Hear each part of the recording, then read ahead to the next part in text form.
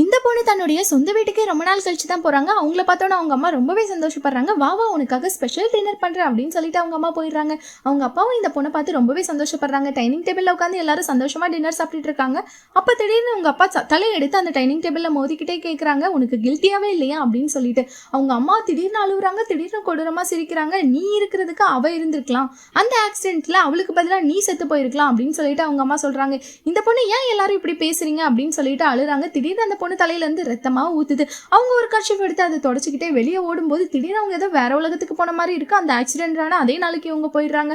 அங்க போய் பார்த்தா அவங்க தங்கச்சி இறந்து போன அதே தங்கச்சி உயிரோட வந்து நீ வா என் கூட வா அப்படின்னு சொல்லிட்டு பிடிச்சு இழுக்கிற மாதிரி இருக்குது.